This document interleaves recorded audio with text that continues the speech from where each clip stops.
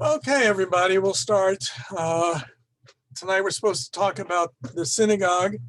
First of all, I would like to apologize. I don't know, last week I didn't quite seem to be with it as well as I should have been. I apologize for that. And I got very disoriented when I couldn't pull up what I wanted on the screen. So it was not one of my better evenings. And not a little under the weather tonight, so we'll see what happens with that. Again, just a reminder that this weekend is the end of the holiday, and Friday night, Shabbos day, is Shmini Atzeret, and the second day of Shmini Atzeret is known as Simchat Torah, the rejoicing with the Torah. We will complete the cycle of the Torah readings and begin all over again. I was just reviewing the calendar, and I said, tonight we're going to talk about the synagogue. Next week, in theory, we're supposed to start our Hebrew language instruction.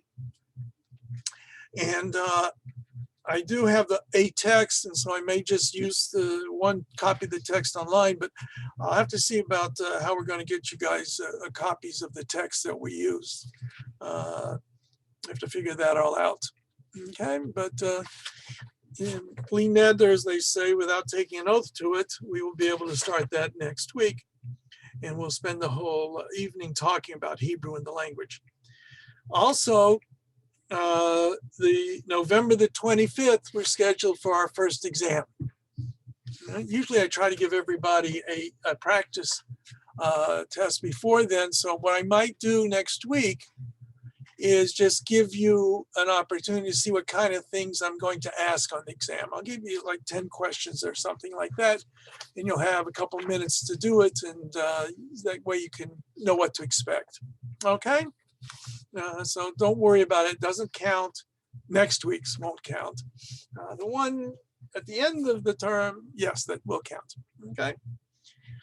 All right. So we're going to talk about the synagogue.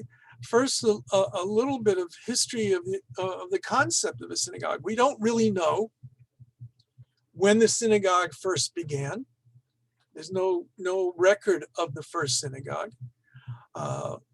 It is thought, perhaps, when the Jews moved to were in exile to Babylonia during the first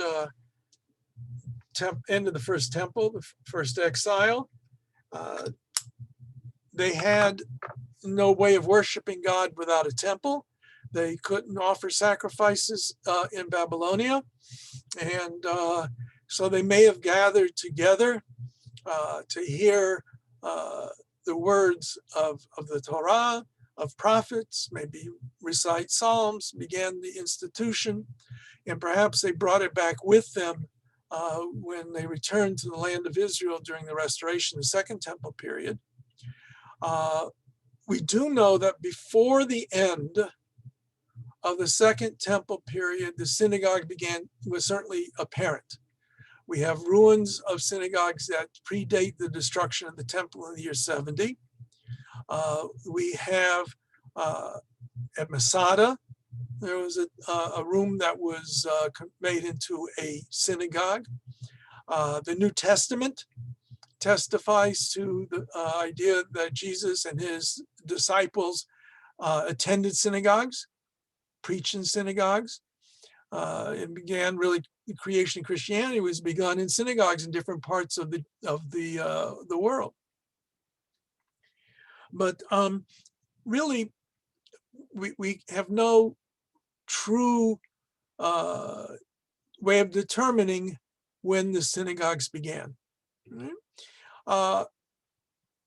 Really, you don't need anything in particular for a synagogue.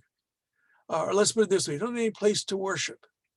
Certainly it's very convenient to have a place to gather, especially since we have certain traditions that we only recite some prayers and perform some aspects of the service when there is a minyan. So it's very helpful to have a place to do that. Right now, during the COVID, we can certainly appreciate the presence or lack of presence of a synagogue and what that means. But, simply, what does a synagogue have to be? It has to be a structure that you can gather together and be protected from the elements, have a place for the Torah scroll, a place to read the Torah scroll from the Torah scroll. And we'll go through that as we go through this evening. So now, if I can actually work it tonight. Righty. Okay, share.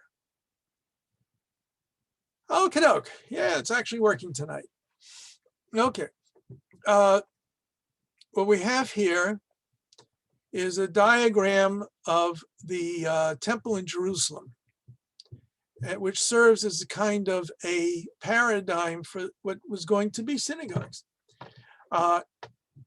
We don't have any of this really left today. We have some ruins, some indications of what was there in the temple. But as is described by rabbinic sources and is described by Josephus, essentially we have a large rectangular space. East is on this end. This end is east. And the area here, the outer area, was known as Ezrat Nashim, the court of women, because women were allowed entry to this area of the temple. Here's what is known as Nicanor's gate. There are 4 steps leading up to that. Beyond that, this section is known as Ezrat Yisrael because ordinary Jewish males could come to here. And beyond that was the area which you had to be a Kohen, a priest, in order to enter into. All right, and as you moved further west, you have in the middle here the altar.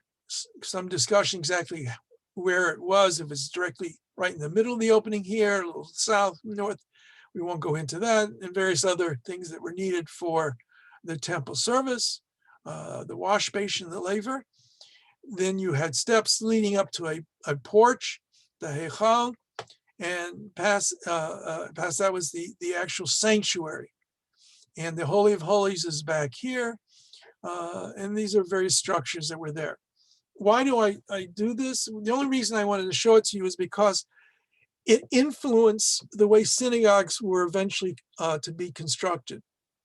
The idea of east-west orientation was an ideal that was found in many synagogues. As time went on, there were some changes. But in North America, in general, traditional synagogues, the Ark, the Arna Kodesh, is on the eastern wall. So you face east when we pray. So we're praying in the general direction of the land of Israel. Now in Israel, the synagogues are oriented so they face towards Jerusalem. So if you're in the north of the country, you actually are going to face south. If in the southern part of the country, you're going to face north. But that's the structure today. The earliest synagogues, though, normally had their entryway on the eastern end. And so when you came in to face the Ark, I'll go into more detail on this in a minute, but we're going to reverse this for momentarily, right? Because this is a later design. But if this is the eastern wall here, where this here, we think of that as east, and the entryway is on the eastern side. So you'd come in the eastern door, and you would turn around. You make a U-turn and face towards the entryway of the synagogue, and that's where the Ark would be moved into for the synagogue service. So so for right now, we're going to talk about 2 ancient styles of synagogue: the basilica, and then the broad synagogue, or the rectangular synagogue. Now, the word basilica actually simply means a type of building. You know, today we associate with churches and the basilica of X, Y, and Z, St. John, whatever the name of that basilica is. And it will have on one end the apse, and then you have the nave here. Yeah, they call these aisles. Let's ignore this part here. What the normal basilica meant was you had a rectangular building. You had a row of pillars here and a row of pillars here, thus dividing your space into 3 sections. And these pillars supported the roof. So in the original design of synagogues, we believe, people would enter from this side, this being the eastern side, and then they would turn around and face the ark. Now, for example, in Israel, this is a drawing of a synagogue called Kfar Nachum, which is known in Christian circles as Capernaum, because there's reference to Jesus preaching in the synagogue of Kfar Nachum.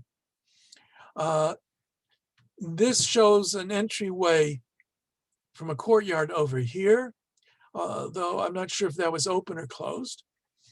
3 doorways. All right. This one was usually larger. These 2 were, the outside ones were smaller. There is a theory. All right. There's a theory that this side here may have been enclosed or part of enclosed. The ark, where we keep the Torah scrolls, were kept in a room on this side of the synagogue. When it came time to read the Torah, the ark was transported and then brought in through this door here and placed on this end of the room. Okay. Does that mean we're buzzing, or is one of you guys buzzing? Oh, it's my wife's upstairs. Okay. Now, we don't have any indication of any seating. All right.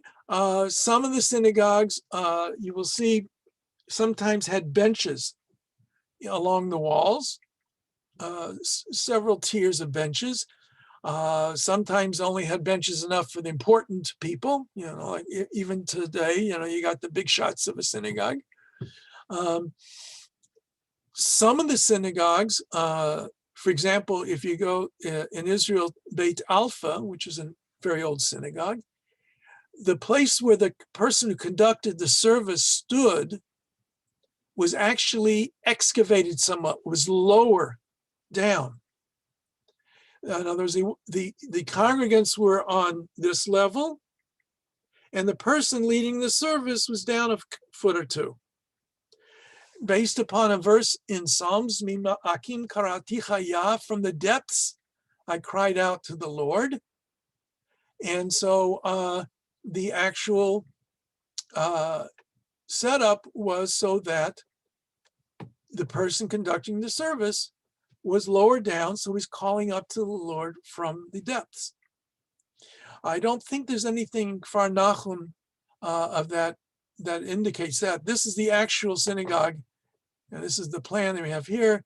This is what remnants there are today. Probably, I'm sure, I was there many years ago, I don't remember in great detail, but this was built up.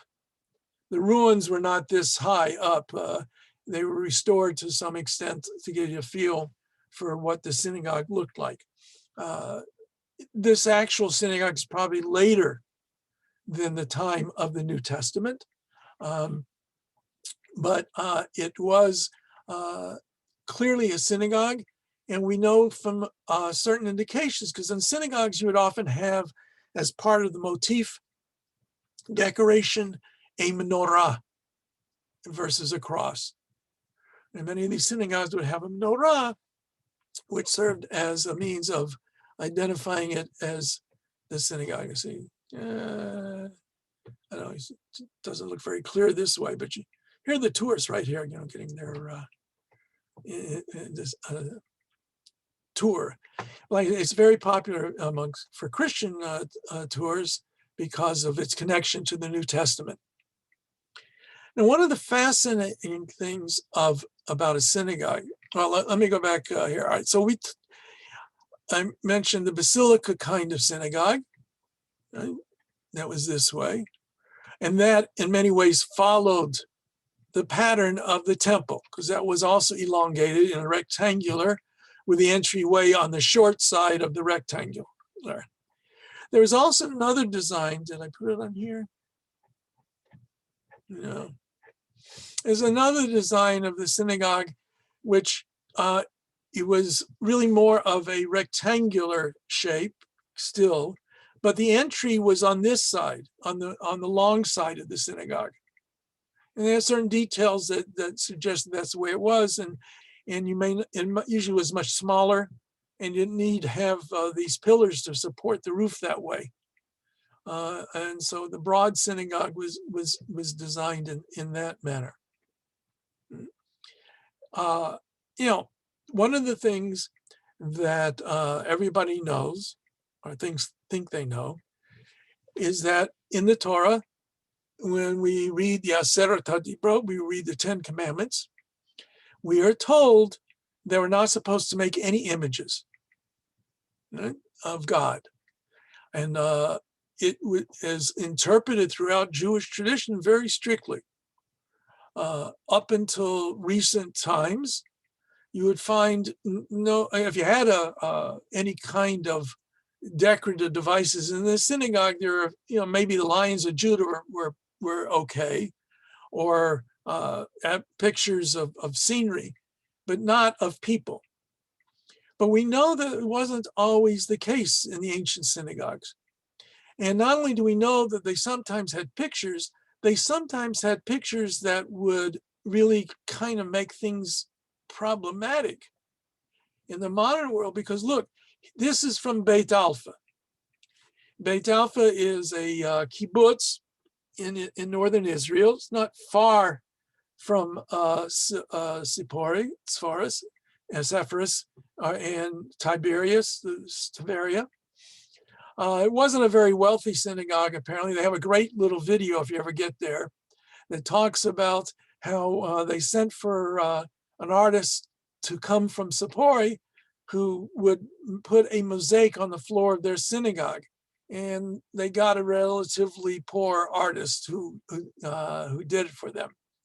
But what we see from this, and we have other examples of better quality, but strangely enough, on the floor of the synagogue, and Beit Alpha is clearly a synagogue, it's not a pagan temple, is the sign of the zodiac on the floor. Here's Pisces. Here's the crab. Cancer, I guess it is. And you can see that very clearly, as well as some others. But the real strange part, not the fact that the zodiac was being used, was that in the middle, that's really a picture of the sun god with the chariot of the sun. So apparently they had no qualms, at least in the hinterland, of putting images in the synagogue. Not only that, one of the most famous examples of that is a synagogue called Dura Europos. Dura Europos was a city in Syria.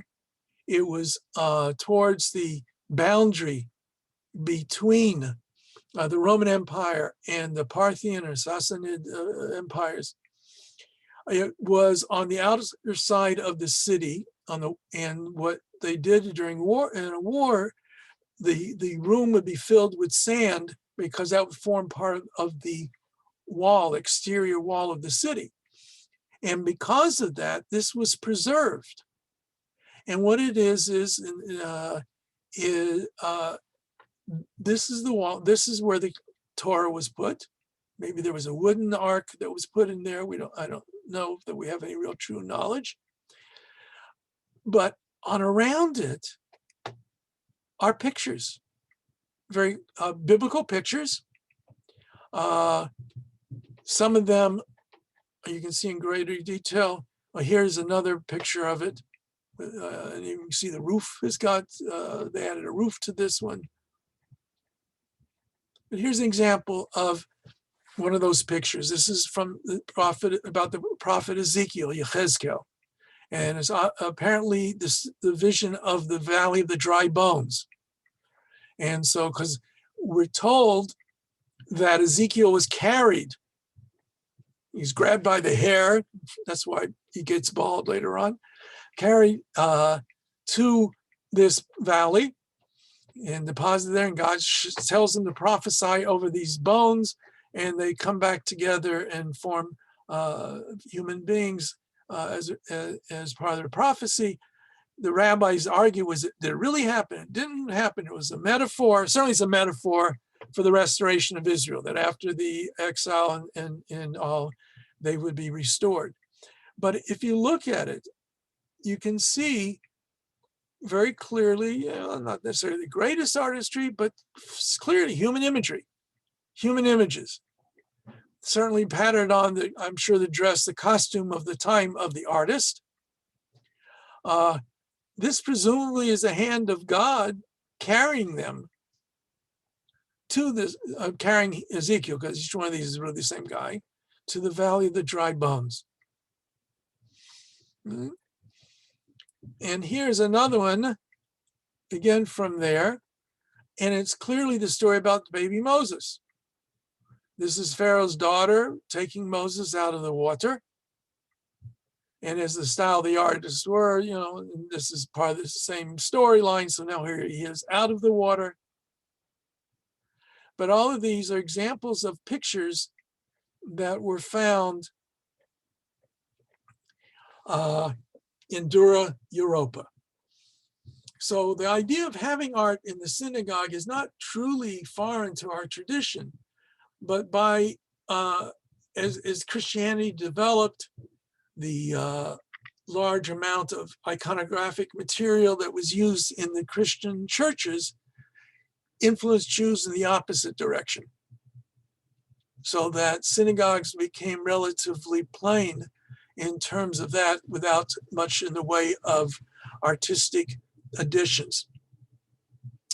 But it's not to say that it can't be done. And today, many synagogues, even Orthodox synagogues, will have more artwork than we used to have, although still there's a very strong hesitancy to make pictures of people, or unless it's a kind of idealized picture in the synagogue. But that doesn't mean synagogues have to be plain. This is their own Kodesh, an ark. I don't have the name of the synagogue where this was, but here you see, very artfully done.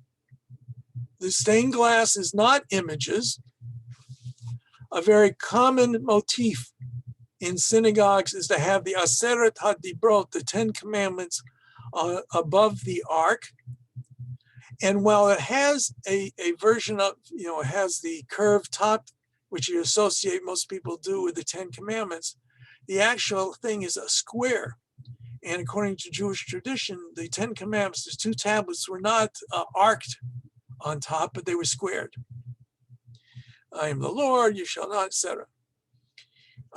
This is probably either Reform or a conservative synagogue, because this seems to be the reader's table, which we'll talk about more later on. But it has very traditional motifs in the building of this synagogue. The idea of having a menorah, although it's a 7-branched lamp, although this doesn't look exactly like the menorah in the temple. The rabbis in the Mishnah, in the Talmud, say you're not allowed to make a replication of anything that was in the temple. And so sometimes you will find, in older style synagogues, there would be a menorah shaped like the one that was in the temple, but instead of a lamp or something that looks like a lamp in the middle, it'll be just a Star of David or something like that on a post-like thing. Here they made it flat, so I guess it felt that way. This is also, you may remember, we saw that in the Dura Europa, you had this kind of arch over where the ark was.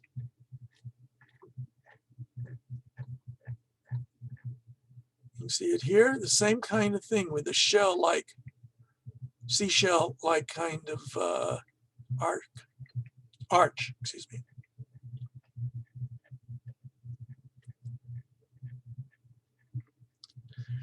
Now, many years ago, when I was rabbi of a synagogue in El Paso, Texas, and we were building a new synagogue, the architect wanted to make the ark see-through clear plexiglass Aron Kodesh ark. And so I did some research and tried to see, is such a thing legitimate? And the fact of the matter is we have nothing in Jewish tradition that talks about what the ark of a synagogue is supposed to look like. So here's obviously a very Sephardic type of synagogue. This is the ark here. This is, we'll go in more detail later on, what is really called, should be called the Duchen. The Duchen is a place where the priests stand, the Kohanim stand to bless the congregation. It's Sephardi because the Torah scroll that's right here is a Sephardi style Torah scroll. Here are other examples of arks on Kodesh. A very modern one here, and you see that the Torah scrolls are the Ashkenazic style. Here we have a modern looking one. And here we have a portable one. And some synagogues, they use different rooms for prayer services. And so this is one that can be rolled in and out of the room. In a sense, it copies what we had in the original synagogues, where they had an Aron Kodesh that would be brought in for the service. What is interesting, and you can't really see it very well. Let's see if there's got to be a little, let's see.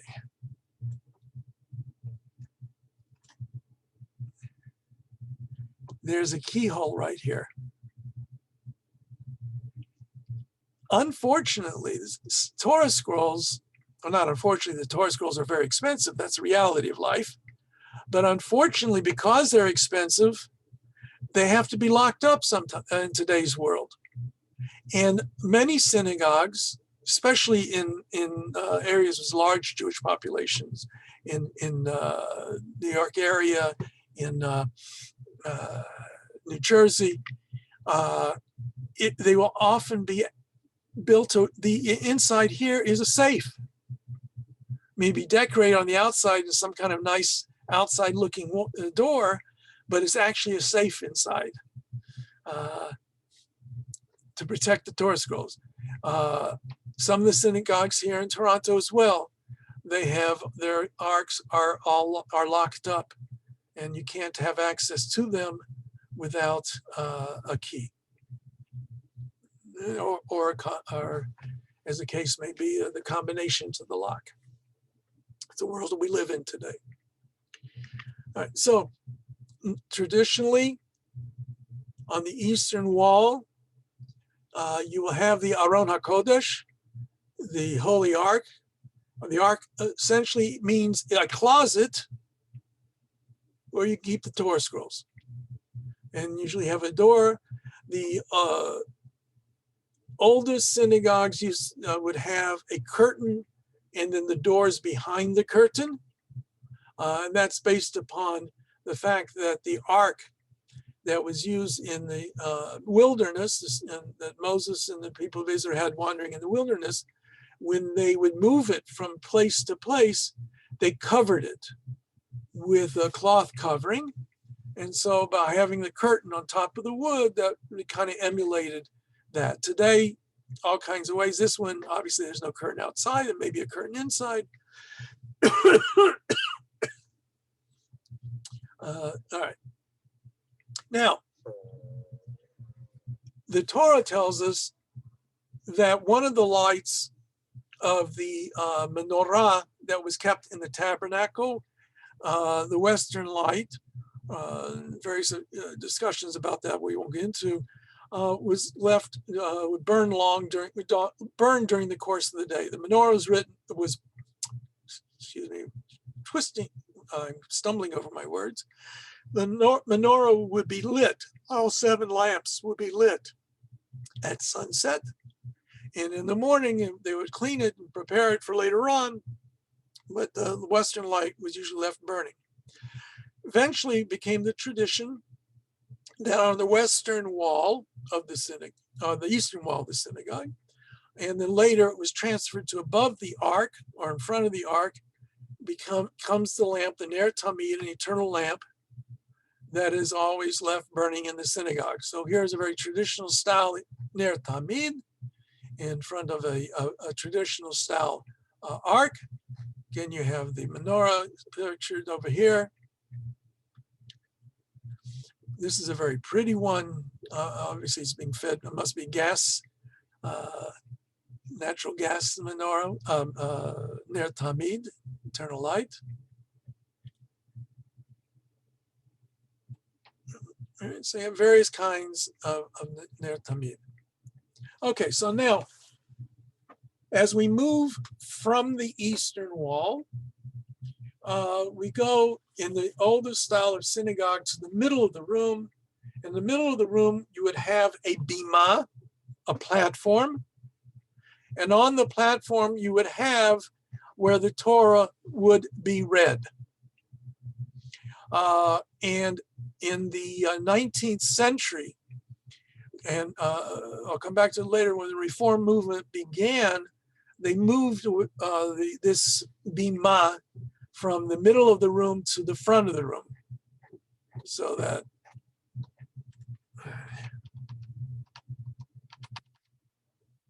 so like here, you see, here in this synagogue, they would read the Torah over here, facing the congregation, actually. In the oldest style of synagogue, in the middle, although there's some of the Sephardic synagogues, it was at the very back of the room.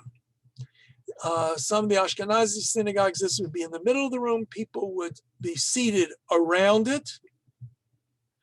It would always be a little bit higher. So that in a sense, it emulates the giving of Torah at Mount Sinai. We're told that Israel camped at the foot of the mountain. And when Moses went up to get the Aseret HaDibrot, the 10 Commandments, they couldn't go up on the mountain. So when you read the Torah from up here, it is sort of emulating the story of the giving of Torah at Sinai because it's from on high, higher up. And this is a Sephardi style of bima. And here you have another, you can see it here. This is somewhere in Eastern Europe. In this case, the ark is over here. And they have changed the direction of reading the Torah. It's clear from this, they're reading the Torah towards the congregation. But the oldest style was not to read towards the congregation, but to have the congregants sitting around or even in back of it. So you'll be facing the back of the Torah reader, unless they have the ark on this side. I don't know for sure if that's the ark there or the ark might be over here. People seated over here, tourists obviously again. This is a very large bima. And here you have again an example of a modern style of synagogue. Notice you have the menorah, but the central one does not have a light on it, in keeping with the tradition of not copying exactly the menorah. Frequently on top of the Aron Kodesh would be a verse, Da lifnei mi ata omei, know before whom you stand. I don't know the flavor of this particular synagogue. It looks like a more Orthodox synagogue in some ways, and less Orthodox than others, because there's a microphone there, so I don't know. This I know comes from a Chabad Lubavitch synagogue. Notice you have people sitting in front of the reader's platform here. I don't know if they have more seats down below. And I just thought it was kind of nice, this round circular bima. Now, technically, so in the traditional synagogue where you had the reader's platform in the middle, that is what technically should be called the bima. In synagogues where they've moved everything to the front of the room, then the bima becomes that part that is in the front of the room. But in Orthodox synagogues, where we, I forgot to do the recording.